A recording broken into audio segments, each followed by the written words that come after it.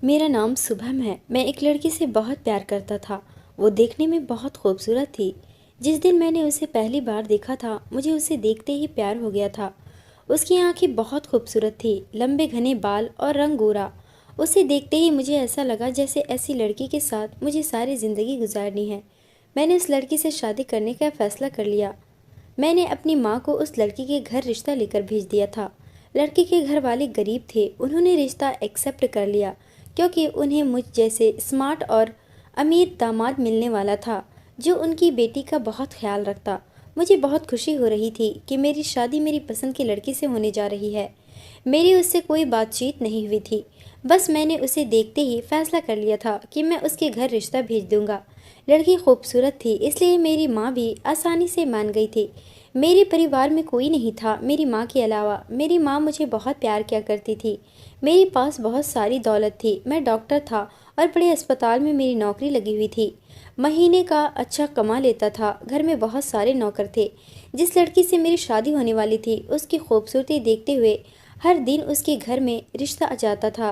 पर मेरी माँ ने लड़की वालों के ऊपर मेरी वजह से ज़्यादा दबाव डाला, तो लोगों को अपनी बेटी की शादी मेरे साथ ही करनी पड़ गई।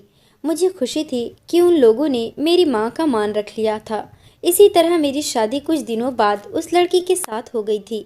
शादी के बाद मेरी ज़िंदगी अच्छी गुजर रही थी। मेरी पत्नी के कदम मेरी आने वाली ज़िंदगी में बहुत शुभ हुए थे।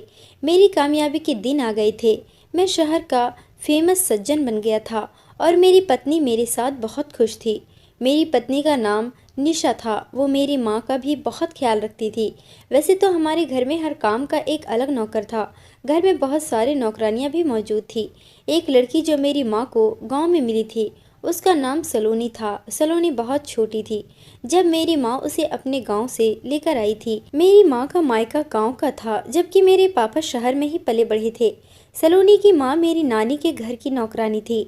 एक दिन सलोनी की माँ की तबीयत बहुत ज़्यादा खराब हो गई थी और इन दिनों मेरी माँ छुट्टियों में हमें लेकर नानी के घर गई हुई थी। अचानक सलोनी की माँ की तबीयत इतनी ज़्यादा खराब हो गई थी कि उसकी माँ इस दुनिया को छोड़कर चली गई। अपनी माँ के मरने पर बहुत ज़्यादा रो रही थी क्योंकि उसके पिता ने उन दोनों माँ बेटी को छोड़कर दूसरी औरत से शादी कर ली थी। बेचारी सलोनी बेसहारा हो गई थी। मेरी माँ को उस पर बहुत तरस आया, इसलिए 3 साल की सलोनी को मेरी माँ हमारे घर लेकर आ गई थी। मेरी माँ ने उसे पाल पोस कर बड़ा किया, उसे घर के सारे कामकाज सिखाए और उसे जवान कर दिया। वो मुझसे उम्र में 2 साल छोटी थी। वह हमारे घर में नौकरानी की तरह काम करती है, बल्कि मेरी माँ ने उसे अपने घर की सारी जिम्मेदारी दे रखी है। वो मेरी माँ का बहुत ख्याल रखती है। जब से मेरी पत्नी आई है, मैं देख रहा हूँ कि वह कुछ बुझी बुझी सी रहती है। मैं तो शुरू से ही उससे ज़्यादा बातचीत नहीं करता। जब से बड़ा हुआ हूँ उससे बातचीत कम कर दी है, लेकिन जब छोटा था तो उसी के साथ खेला करता था। इसी तरह से वह हमारे घर की फैमिली मेंबर बन गई थी। मेरी माँ को तो अब उसकी आदत हो गई थी। उसने मेरी माँ को माँ की जगह दे दी थी। सलोनी शुरू से ही हमारे घर को बहुत अच्छी तरह से संभाल रही थी और हमारे घर की सबसे ज़्यादा भरोसेमंद नौकरानी थी। मेरी माँ का कहना था कि वो भी अब जवान हो गई है, इसलिए वो उसके लिए अच्छा सा रिश्ता तलाश करके उसकी शादी कर देगी। इधर मैं हॉस्पिटल से घर आता तो मेरी पत्नी अच्छे से तैयार होकर वेलकम करती थी। उसे देखते ही मेरा चेहरा खुशी से खिल उठता था। काफ़ी दिनों से मेरी माँ की तबीयत खराब चल रही थी। सलोनी उनका पूरा ध्यान रख रही थी। इधर मेरी पत्नी हनीमून पर जाने की जिद कर रही थी। अब भला मेरी माँ की इतनी ज़्यादा तबीयत खराब थी तो मैं अपनी माँ को बीमार छोड़कर कैसे जा सकता था। लेकिन मेरी पत्नी ने तो अपना मूड ख़राब कर लिया था। सलोनी ने मुझे भरोसा दिलाया कि वो मेरी माँ का ख्याल रखेगी। अगर कोई भी ऊंच नीच वाली बात हुई तो वो फ़ौरन मुझे कॉल करके बता देगी। इधर अपनी पत्नी का नाराज़ होना और इधर माँ की तबीयत ख़राब होने से मैं बहुत ज़्यादा टेंशन में आ गया था। मुझे सलोनी पर पूरा भरोसा था, इसलिए मैं उसके भरोसे पर अपनी माँ को छोड़कर हनीमून पर चला गया था। हम लोग हनीमून पर मनाली गए थे। वहाँ मैंने नोटिस किया कि मेरी पत्नी के पास बार बार किसी की कॉल आ रही है। मैंने उससे पूछा किसका कॉल है, तो उसने कहा कि कोई नहीं है, बस कंपनी वाले इस तरह से परेशान करते रहते हैं। 15 दिन का ट्रिप पूरा होने के बाद हम लोग अपने घर वापस आ गए थे। सलोनी ने माँ का अच्छी तरह से ख्याल रखा था, लेकिन माँ की तबीयत अभी तक ठीक होने का नाम नहीं ले रही थी। अभी भी उनकी हालात सीरियस थी। मेरी पत्नी हनीमून से आने के बाद बहुत ज़्यादा खुश थी, क्योंकि उसे हमारे घर पर बहुत ज़्यादा ऐशो आराम मिल रहा था। मेरी पत्नी और सलोनी की आपस में अच्छी दोस्ती हो गई थी। सलोनी ने मेरी पत्नी को अपनी पूरी ज़िंदगी के बारे में बता दिया था। कुछ दिनों बाद मेरी माँ की डेथ हो गई थी। मुझे अपनी माँ की मौत का सबसे ज़्यादा अफसोस हुआ था। माँ की मौत का सबसे ज़्यादा सदमा सलोनी को ही हुआ था, क्योंकि वो मेरी माँ का बहुत ख्याल रखती थी और उसने बचपन से ही मेरी माँ को अपना सब कुछ माना हुआ था। मैं तो हॉस्पिटल चला जाया करता था, लेकिन इस बात से बेफिक्र था कि सलोनी मेरी पत्नी का भी अच्छी तरह से ख्याल रख लेगी। वह हर काम अच्छी तरह से संभाल लिया करती थी। उसने मेरी पत्नी को बहुत अहमियत देना शुरू कर दी थी। एक दिन मेरी पत्नी मेरे साथ मार्केट चली गई थी। वहाँ से आने के बाद वह बहुत ज़्यादा थक गई थी। सलोनी को जब पता चला कि मेरी पत्नी बहुत ज़्यादा थक गई है, तो वह हमारे कमरे में आ गई। मेरी पत्नी बिस्तर पर ही लेटी हुई थी और मैं लैपटॉप चलाने में बिजी था। सलोनी ने मेरी पत्नी को थका थका देखा तो कहने लगी, आज आप बहुत थक गई हो, मैं आपकी टांगे दबा देती हूँ। मेरी पत्नी ने बिना हिचकिचाए और बिना उसे मना किए टांगे दबाने पर राजी हो गई। मैं तो यह सब सुनकर चौंक गया था कि मेरी पत्नी उसे इस काम के लिए मना भी तो कर सकती थी, क्योंकि मेरी पत्नी को हमारे घर में आने के बाद अमीरों वाली फीलिंग आने लगी थी। वो सारे नौकरों के ऊपर भी किसी महारानी की तरह हुक्म चलाती थी। मैंने सलोनी को मना भी किया कि वह रहने दे, मैं निशा को थकान उतारने की दवाई दे देता हूँ, लेकिन मेरी पत्नी ने कहा कि जो सुकून टांगे दबाने से मिल सकता है वह दवाई से नहीं मिलेगा, तो मेरी टांगे दबा दो। मुझे एहसास हुआ कि मेरी पत्नी ने मेरी बात का जवाब बहुत सख्ती से दिया था। मुझे उसका इस तरह से बोलने का अंदाज बिल्कुल भी पसंद नहीं आया था। पहले तो सलोनी मेरी पत्नी के लिए हल्दी वाला दूध बनाकर ले आई। वो पीने के बाद मेरी पत्नी के पैर दबाने के लिए बैठ गई। दरअसल सलोनी नरम दिल की लड़की थी। अगर उसे कोई भी किसी काम के लिए कह देता था तो वह मन लगाकर उस काम को करती थी। कभी उसने किसी के काम को मना नहीं किया था। वह बहुत मेहनती थी। सलोनी निशा की लगातार पूरे 1 घंटे तक पैर दबाती रही थी। बहुत ज़्यादा रात हो गई थी। मैं तो लैपटॉप बंद करके सो गया था। इधर मेरी पत्नी भी सो चुकी थी। मैंने सलोनी से कहा, सलोनी अब तुम जाओ, मैं कमरा बंद करने वाला हूँ। निशा सो चुकी है। सलोनी कमरे से बाहर चली गई थी और इतनी ही देर में हम लोग भी सो गए थे। अगले दिन फिर ऐसा ही हुआ। जैसे ही मैं रात को अस्पताल से घर आता तो देखता कि सलोनी घर का सारा काम कर रही होती और मेरी पत्नी कमरे में काम कर रही होती थी। मैंने चारों तरफ नज़र दौड़ाकर देखा तो सलोनी के अलावा मुझे कोई भी नौकर घर में दिखाई नहीं दे रहा था। मुझे लगा कि शायद नौकर छुट्टी पर होंगे, लेकिन हम लोग खाना भी खा चुके थे। पर मुझे सलोनी के अलावा घर में कोई भी नौकर दिखाई नहीं दे रहा था। इधर मेरी पत्नी कमरे से बाहर नहीं निकल रही थी। उसे तो बस आराम के अलावा कोई दूसरा काम ही नहीं आता था। जब देखो कमरे में या तो टीवी देखती रहती थी या फिर मोबाइल में बिजी रहती थी। अगले दिन भी ऐसा हुआ था। घर में मुझे कोई नौकर दिखाई नहीं दे रहा था। जब मैंने इस बारे में सलोनी से पूछा कि घर के सारे नौकर कहाँ गए, तो उसने कहा कि निशा ने सारे नौकरों को घर से निकाल दिया। यह बात सुनकर मुझे बहुत गुस्सा आया था। आखिर वो सारे नौकर मेरी माँ ने रखे थे और सारे ही नौकर भरोसे वाले थे। सलोनी को छोड़कर घर में कोई भी नौकर नहीं था। घर के काम का सारा बोझ सलोनी के कंधों पर ही था। मुझे ये सब देखकर बहुत गुस्सा आया था। मैं फौरन कमरे में अपनी पत्नी के पास गया और उससे कहने लगा कि तुमने ये क्या हरकत की है, आखिर तुम्हारी हिम्मत कैसे हुई सारे नौकरों को काम से निकालने की। उसने प्यार से मुझे गले लगा लिया और कहने लगी कि मैं सलोनी के साथ मिलकर घर का काम कर लिया करूँगी। मुझे अच्छा नहीं लगता, घर में इतने सारे मर्द नौकर हैं और सिर्फ एक सलोनी लड़की है। आजकल के नौकरों पर भरोसा नहीं करना चाहिए। सलोनी जवान लड़की है और खूबसूरत है। मुझे हमेशा उसकी फिक्र लगी रहती है। ऐसी लड़कियों के साथ कोई भी कुछ भी गलत कर सकता है। इसलिए मैंने सारे मर्द नौकरों को घर से निकाल दिया। फिक्र मत करो, कुछ दिनों के बाद मैं 2-3 नौकरानियों का इंतज़ाम कर लूँगी और जब तक नौकरानियाँ नहीं आ जाती मैं सलोनी के साथ घर के काम में उसका हाथ बटा लिया करूँगी। इतने प्यार से जब मुझे निशा ने यह बात समझाई तो मुझे उसके ऊपर प्यार आने लगा था। मैं समझ गया था कि वो क्या करना चाहती है। उसे सलोनी की फिक्र हो रही थी। सलोनी और निशा एक मिलकर घर को बहुत अच्छे से संभाल रही थी। मैं ये सब देखकर बहुत खुश हो रहा था। घर का माहौल बहुत अच्छा हो गया था। मैं तो घर की तरफ से बहुत बेफिक्र हो गया था। मैं देखता कि हर दिन सलोनी निशा की रोजाना पैर दबाती और उसके शरीर की मालिश करती थी। निशा मुझसे सलोनी की बहुत तारीफ करती थी। एक दिन निशा ने कहा कि मैं कुछ दिनों के लिए अपने मायके जाना चाहती हूँ। मैंने उसे उसके घर जाने की परमिशन दे दी, क्योंकि जब से हमारी शादी हुई थी वह अपने मायके गई भी नहीं थी। जब मैंने उसे मायके जाने की परमिशन दी तो वो बहुत ही खुश हो गई थी। वह पूरे 1 महीने के लिए अपने मायके जा रही थी।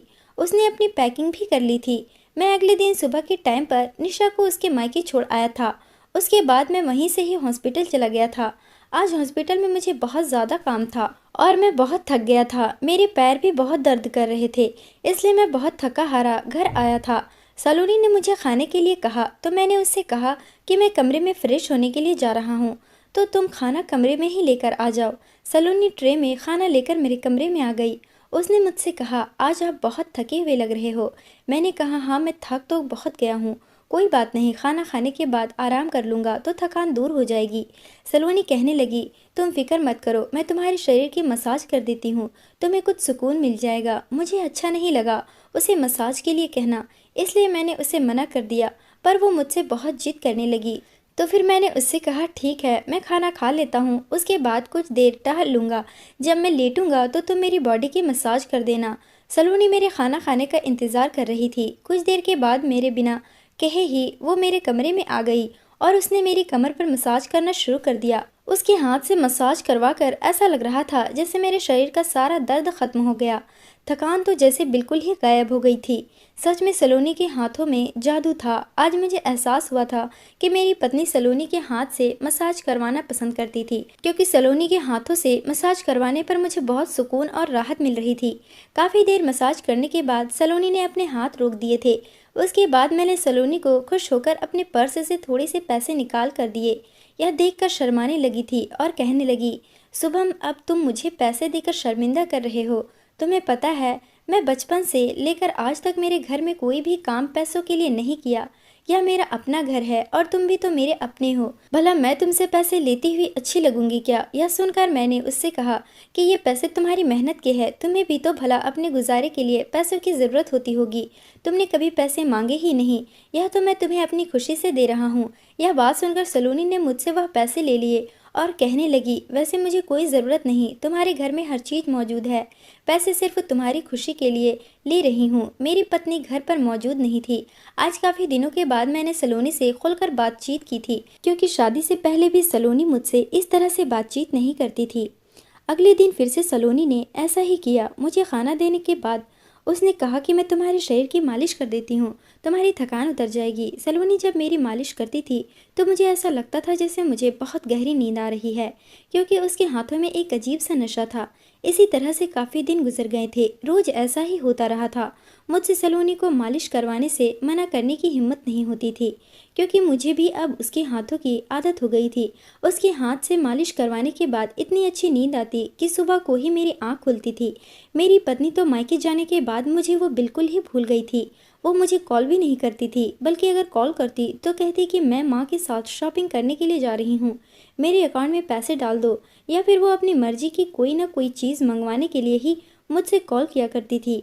उसे गए हुए 1 हफ्ता हो गया था, लेकिन अभी तक उसने कॉल पर मुझसे यह नहीं पूछा था कि तुम कैसे हो, तुम क्या कर रहे हो। बस वो अपने काम के लिए कॉल करती और अपना काम पूरा हो जाने के बाद फ़ोन बंद कर दिया करती थी।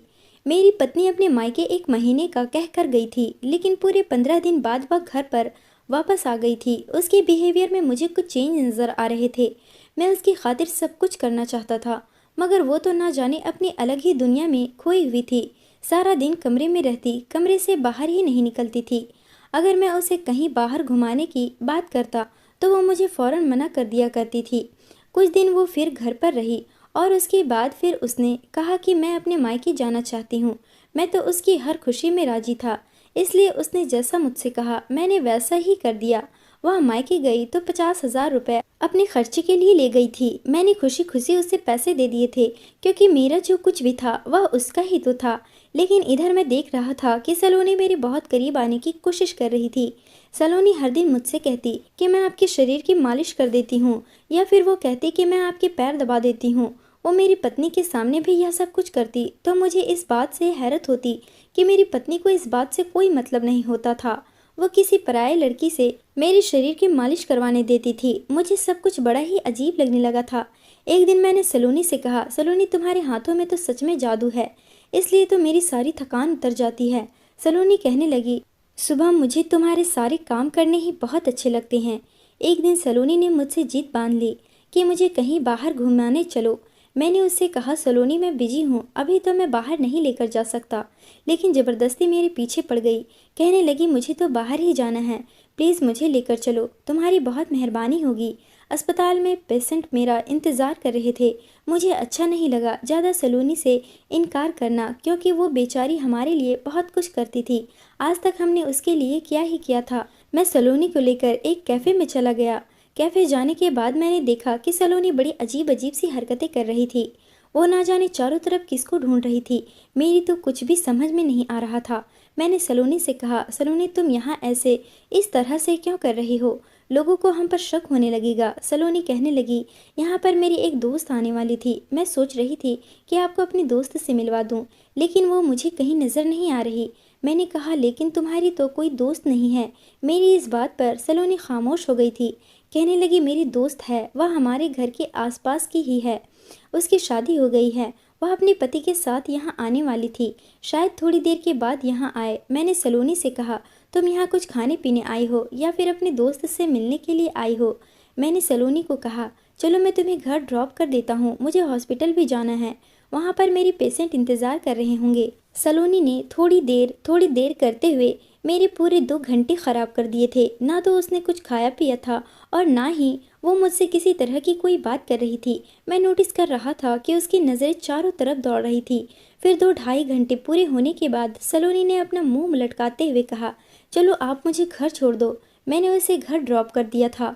मुझे तो सलोनी पागल लगने लगी थी, क्योंकि आज उसने हरकत की थी बिल्कुल पागलों वाली ही की थी, क्योंकि घर से बाहर निकलने का उसका मुझे कोई मकसद ही समझ नहीं आया था। फिर रात को जब मैं घर आया तो सलोनी मुझसे कहने लगी, सुबह मैं तुमसे बात करना चाहती हूँ। मैंने उससे कहा, हाँ बताओ क्या बात करना चाहती हो? तो उसने बातों को घुमा फिरा कर मुझे बताना शुरू किया। न जाने वह क्या बताना चाह रही थी, मुझे तो कुछ भी समझ में नहीं आया था। सच में सलोनी पागल हो चुकी थी। मैंने सलोनी से कहा, पहले तुम सोच लो कि तुम्हें क्या कहना है, उसके बाद मुझसे बात करना। मैंने उसे डांट दिया था और वो खामोश हो गई थी, क्योंकि वो मेरा टाइम वेस्ट कर रही थी। कुछ दिनों बाद मेरी पत्नी अपने मायके से जब घर वापस आई तो वो बहुत खुश नज़र आ रही थी। आते ही उसने मुझे गले से लगा लिया और मेरी पत्नी ने कहा कि मुझे आपसे कुछ पेपर पर साइन चाहिए।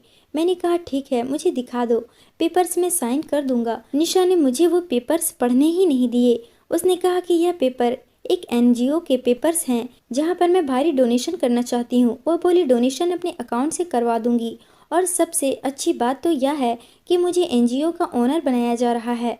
मैंने निशा से कहा कि यह तो बहुत अच्छी बात है। मैं अपनी पत्नी के इस नेक काम से बहुत खुश हुआ था। मैंने खुशी खुशी उस पेपर पर साइन कर दिया और अपनी पत्नी को बहुत ही प्यार किया।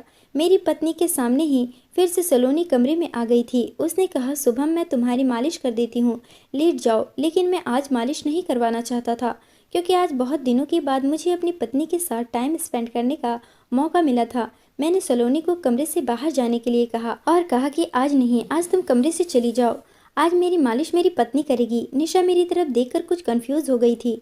उसने सलोनी से कहा, नहीं सलोनी, तुम्हारे हाथों में जादू है, तुम्हें मेरे पति की कमर की मालिश कर दो। मुझे पता है कि मेरे पति को तुम्हारे हाथ से मालिश करवाने पर बहुत सुकून मिलता है। यह कहते हुए निशा कमरे से बाहर चली गई थी। मुझे निशा की इस बात पर बहुत गुस्सा आया था, क्योंकि काफ़ी टाइम हो गए हम दोनों को अकेले में एक साथ टाइम स्पेंड करते हुए। मैं अकेले में निशा से कुछ बातें करना चाहता था, उसके साथ थोड़ा अपना मूड अच्छा करना चाहता था, लेकिन वह मेरी इस बात को समझ नहीं रही थी। काफ़ी दिनों से जब मैं थका हारा घर पर आ जाता तो वह कमरे में सो जाती थी, या फिर इतने दिनों से तो वह अपने मायके में रह रही थी। उसे मेरी बात को समझना चाहिए था। आखिर मैं उसका पति हूँ। मैं उसके साथ टाइम स्पेंड नहीं करूँगा तो किसके साथ करूँगा? मुझे भी गुस्सा आ गया था। मैंने सलोनी को डांट कर कमरे से भेज दिया था। सलोनी की आंखों में आंसू देखकर मेरा दिल तड़पने लगा था। वह बेचारी कमरे से बाहर चली गई थी, ज़्यादा रोने लगी थी। आखिर सब में उसकी क्या गलती थी? वो भी तो मेरी थकान उतारने के लिए ही ये सब कुछ कर रही थी। मैं कमरे से बाहर निकला और सलोनी के कमरे में चला गया। वहाँ जाकर मैंने सलोनी से माफ़ी मांगी क्योंकि मुझे लगा था कि मैंने उस बेचारी को डांट कर अच्छा नहीं किया। काफ़ी देर तक तो सलोनी खामोश रही। फिर उसके बाद उसने कहा कि मैं सब कुछ आपके फ़ायदे के लिए ही करती हूँ। मैंने उससे कहा, अच्छा बाबा, मुझे माफ़ कर दो, चलो मेरे साथ कमरे में और मेरे शरीर की मालिश कर दो, मैं बहुत थक गया हूँ। सलोनी मेरे कमरे में मेरे साथ आ गई और तेल लगाकर मेरी कमर की मालिश करने लगी। लेकिन उसके बाद जो हुआ उसने मेरे होश उड़ा दिए थे। लगभग आधे घंटे के बाद कमरे के अंदर निशा थी। निशा को बहुत ज़्यादा गुस्सा आ रहा था। उसने ज़ोर से सलोनी का हाथ पकड़कर उसे ज़मीन पर गिरा दिया। उसके साथ उसके माता पिता भी मौजूद थे। यह सब देखकर मैं हैरान रह गया था। मैंने निशा से कहा, यह तुम क्या कर रही हो? उसने मुझसे कहा, मुझे पता है तुम दोनों का चक्कर चल रहा है और तुम लोग चोरी चुपके मुझे बेवकूफ़ बना रहे हो। मैं काफ़ी दिनों से नोटिस कर रही हूँ कि यह सलोनी तुम्हारे साथ बहुत ज़्यादा चिपक रही है। मैंने निशा से कहा, तुम पागल हो गई हो क्या? तुमने ही तो अभी थोड़ी देर पहले कहा था कि सलोनी से मालिश करा लो, उसके हाथों में जादू है। अब तुम ये कैसी पागलों वाली बातें कर रही हो? निशा अपने माँ पापा से कहने लगी, देख लिया पापा, क्या कोई लड़की अपने पति से खुद यह बात कह सकती है कि नौकरानी से चिपक कर रहो, बल्कि उसे चिपको भी नहीं, अकेले कमरे में उससे अपने शरीर की मालिश करवाओ। ये दोनों मुझे काफ़ी दिनों से बेवकूफ़ बना रहे हैं। इन दोनों का चोरी चुपके कुछ तो चल रहा है। जब मैं मायके जाती हूँ तो इन दोनों को खुलकर एक दूसरे के साथ मोहब्बत करने का मौका मिल जाता है। यह बात सुनकर निशा की माँ पापा को भी बहुत गुस्सा आया था। निशा की माँ ने सलोनी का हाथ पकड़ा और कहने लगी, इस लड़की को घर से बाहर निकाल दो। मैंने तभी निशा की माँ से कहा कि आपकी बेटी झूठ बोल रही है, सलोनी और मेरा ऐसा कुछ भी नहीं चल रहा, बल्कि जो कुछ भी होता है आपकी बेटी की आंखों के सामने ही होता है। इसमें सलोनी की कोई गलती नहीं है। निशा और उसकी माँ ने मेरी एक नहीं सुनी, बल्कि सलोनी का हाथ पकड़कर जबरदस्ती उसे घर से निकाल दिया। निशा के पापा कहने लगे, अगर इस लड़की को घर से बाहर नहीं निकाला तो हम अपनी बेटी को अपने साथ लेकर चले जाएंगे और उसके बाद तुम्हें मेरी बेटी को डिवोर्स देनी होगी। मैं अपने घर को बर्बाद नहीं करना चाहता था। यह बात तो मुझे अच्छी तरह से पता थी कि आज यह सब ड्रामा निशा ने जानबूझकर किया है। मैं खामोश रहा था। काफ़ी दिनों तक तो मैंने निशा से बात भी नहीं की थी। सलोनी ना जाने कहाँ चली गई थी। उस बेचारी का तो इस दुनिया में हमारे अलावा कोई था भी नहीं। मुझे हमेशा उसकी टेंशन लगी रहती थी। उस दिन मैं सिर्फ निशा को खोने के डर से खामोश रहा था, क्योंकि मैं उससे बहुत प्यार करता था। मैं नहीं चाहता था कि मेरी पत्नी मुझे छोड़कर चली जाए। इसी वजह से मैंने सलोनी को रोकने की ज़्यादा कोशिश नहीं की थी। यह मेरी सबसे बड़ी गलती थी कि मैंने उस बेकसूर लड़की पर जुल्म होने दिया था, और ये सब कुछ मैं अपनी आंखों से खामोशी से देखता रहा। मुझे इतनी ज़्यादा बेचैनी हो रही थी कि मुझे रात को भी अब नींद नहीं आ रही थी, क्योंकि उस पर जुल्म हुआ था और मुझे उसकी फ़िक्र हो रही थी कि वह कहाँ चली गई, न जाने किस हाल में होगी। इस बात को 2-3 दिन गुजर गए थे। मैं सलोनी की तलाश करने के लिए निकल पड़ा था। सलोनी को मैंने हर जगह तलाश कर लिया था, पर वो मुझे कहीं भी नहीं मिल रही थी। थक हार कर मैं मंदिर में प्रार्थना करने के लिए चला गया कि मुझे जल्द से जल्द सलोनी का पता मिल जाए। मैं मंदिर गया तो सलोनी वहाँ पर प्रार्थना कर रही थी। उसे देखते ही मैं बहुत खुश हो गया था। मैंने सलोनी से कहा, प्लीज़ तुम मेरे साथ घर चलो, लेकिन सलोनी की आंखों में आंसू थे। उसने मुझसे कहा, आप अपना घर बचा लो। उसके बाद जो उसने मुझे बताया, यह सुनकर तो मेरे पैरों तले से ज़मीन निकल गई थी। सलोनी ने बताया कि उसकी पत्नी एक फ्रॉड औरत है। मुझे पता है कि आपको मेरी बात पर यकीन नहीं आएगा, पर उस दिन उन्होंने जो कुछ भी किया था वो सब कुछ आपको बेवकूफ़ बनाने के लिए किया था। वह अपने माता पिता के सामने साबित करना चाहती थी कि हम दोनों का अफेयर चल रहा है और वो लोग इस बात पर यकीन कर ले, जबकि आपकी पत्नी का अफेयर किसी और लड़के के साथ चल रहा है। यह बात उसके माता पिता को पता नहीं है। वह उस लड़के से शादी करना चाहती थी। वो लड़का और आपकी पत्नी दोनों ही नज़र आपकी दौलत पर है। आपको याद है, कुछ दिनों पहले निशा ने आपसे कुछ पेपर पर साइन करवाए थे और ये कहा था कि वो पेपर से किसी एनजीओ के है। वह पेपर से किसी एनजीओ के नहीं, बल्कि आपकी प्रॉपर्टी के पेपर्स थे। उसने आपकी प्रॉपर्टी को अपने नाम करने की कोशिश की थी।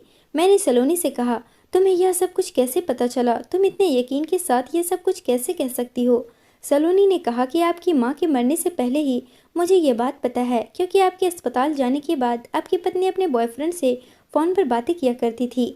एक दिन मैंने उसकी सारी बातें सुन ली थी। मैंने आपको बताने की बहुत कोशिश की, पर मुझे लगा कि शायद आप अपनी पत्नी के प्यार में इतने अंधे हो कि कभी मेरी बात पर यकीन ही नहीं करोगे। तुम्हारी पत्नी चाहती थी कि वो अपने बॉयफ्रेंड को घर में मिलने के लिए बुला सके, पर तुम्हारी माँ और इतने सारे नौकरों की मौजूदगी में वह अपने बॉयफ्रेंड को घर पर नहीं बुला सकती थी। जैसे ही तुम्हारी माँ की डेथ हो गई, उसने कुछ दिनों बाद ही घर के सारे नौकरों को काम से निकाल दिया और वह मुझे किसी न किसी बहाने से काम में लगा दिया करती थी और ख़ुद अपने बॉयफ्रेंड को मिलने के लिए कमरे में बुला लिया करती थी।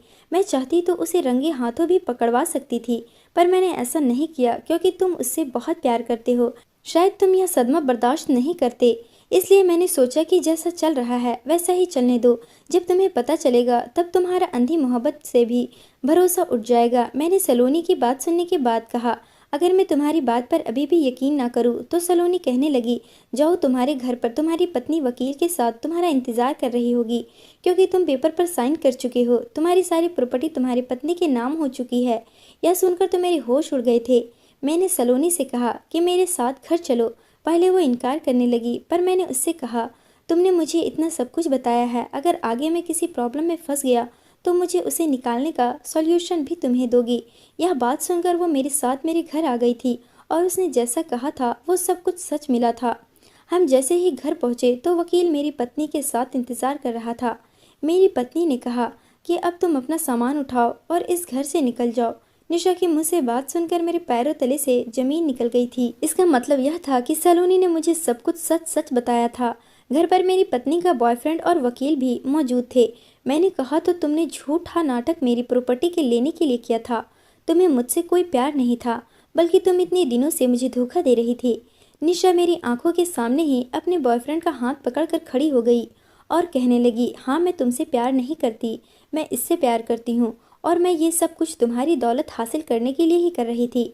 और उस दिन मैंने तुम्हें अपने माँ बाप की आंखों में भी गलत साबित कर दिया। अब तुम जल्दी से इस घर से निकल जाओ और मुझे डिवोर्स दो। निशा ने डिवोर्स के पेपर भी मेरे सामने रख दिए थे। मैंने कहा, पागल औरत, मैं कभी भी तुझे डिवोर्स नहीं दूंगा। मुझे पता नहीं था कि तुम इस हद तक गिर सकती हो। मुझे निशा पर बहुत गुस्सा आ रहा था। मैं उस पर हाथ उठाने वाला ही था कि तभी सलोनी ने मेरा हाथ पकड़ लिया और वो कहने लगी, शुभम, घर से बाहर निकलने का समय हमारा नहीं बल्कि इन लोगों का है। तुम्हारी पत्नी ने प्रॉपर्टी के पेपर पर साइन तो ज़रूर करवाए थे, मगर वह फर्जी पेपर है। यह बात सुनकर निशा के होश उड़ गए थे। सलोनी ने कहा, हाँ, मैं सच कह रही हूँ। मुझे तुम्हारी प्लानिंग के बारे में पहले से ही पता था, क्योंकि जब जब तुम अपने बॉयफ्रेंड से बात किया करती थी मैं तुम्हारी बातों पर ध्यान दिया करती थी, इसलिए मैंने प्रॉपर्टी के फर्जी पेपर्स पहले ही तैयार करवा लिए थे। मुझे पता था जिस दिन तुम शुभम के साइन करवाने वाली थी उसी दिन मैंने ओरिजिनल पेपर्स फेक पेपर से चेंज कर दिए और तुमने शुभम के सिर्फ एक पेपर पर साइन लिए थे। ये सब कहकर सलोनी खामोश हो गई थी। मैंने बड़ी हैरानी से सलोनी की तरफ देखा कि सच में उसने आज मेरी प्रॉपर्टी को भी बचा लिया था। अब मैं कोई रिस्क नहीं ले सकता था। मैंने उन लोगों को पुलिस के हवाले कर दिया क्योंकि वो लोग मुझे बेवकूफ़ बना रहे थे। वो लोग मुझे बेवकूफ़ बनाकर यहाँ से भागते, इसलिए मैंने निशा को डिवोर्स दे दी थी। डिवोर्स पेपर पर साइन करने के बाद पुलिस निशा को अपने साथ ले गई थी। 420 की केस में निशा और उसके बॉयफ्रेंड को अरेस्ट कर लिया गया था। वो जो वकील हमारे घर आया था उसने उन लोगों का केस लेने के लिए साफ इनकार कर दिया था, क्योंकि वह इस मैटर में फंसना नहीं चाहता था। मैंने निशा की तरफ से सलोनी से माफ़ी मांगी और उसे थैंक यू भी कहा। उसने मेरी सच में बहुत हेल्प की थी। सलोनी कहने लगी, मैं बचपन से ही तुमसे बहुत प्यार करती हूँ, पर कभी तुमसे इस बारे में कहने की हिम्मत नहीं हुई कि कहीं तुम मुझे रिजेक्ट ना कर दो, क्योंकि हो तो मैं तुम्हारे घर की नौकरानी ही, भला तुम मुझ जैसी लड़की से शादी कैसे कर सकते थे। मैं जानती थी कि तुम अपनी पत्नी से बहुत प्यार करते हो, इसलिए मैंने तुम्हें शादी से पहले भी यह बात नहीं बताई थी, क्योंकि इंसान को शादी जिसे करनी चाहिए जिससे वो पसंद करता हो। यह बात कहकर सलोनी खामोश हो गई थी। मैंने उससे कहा, पर कभी कभी अपनी पसंद में खोट भी निकल आती है। देखो निशा ने मेरे साथ क्या किया। अगर तुम शादी से पहले मुझे बता देती कि तुम मुझसे प्यार करती हो तो शायद मेरे दिल में तुमसे शादी करने का ख्याल आ जाता, तो आज मेरे साथ ये सब कुछ नहीं होता। लेकिन क्या तुम अब मुझसे शादी कर सकती हो? जो हुआ उसे भूल जाओ। यह बात सुनने के बाद सलोनी बहुत खुश हो गई थी। मैंने सलोनी से शादी कर ली और हम दोनों बहुत खुशी खुशी ज़िंदगी गुजार रहे हैं। निशा के माँ बाप ने उनकी जमानत करवा दी थी। निशा घर जेल से छूटने के बाद घर आई। मुझसे बहुत माफ़ी मांगी, पर मैं तो उसे डिवोर्स दे चुका था और सलोनी से मैंने शादी कर ली थी। अब मैं दोबारा इस फ्रॉड औरत पर भरोसा नहीं कर सकता था। निशा अपने किए पर बहुत पछताती है, क्योंकि उसके बॉयफ्रेंड ने सिर्फ उसे इसलिए प्यार किया था क्योंकि उसे निशा के थ्रू मेरी प्रॉपर्टी मिल सकती थी। जमानत होने के बाद तो उसने भी निशा को रिजेक्ट कर दिया था और निशा दर दर की ठोकरें खा रही है और मैं अपनी पत्नी के साथ अपनी ज़िंदगी में बहुत खुश हूँ। दोस्तों, उम्मीद करती हूँ आपको हमारी कहानी पसंद आई होगी। कहानी पसंद आई है तो वीडियो को लाइक करें, चैनल पर नए हैं तो चैनल को सब्सक्राइब करें।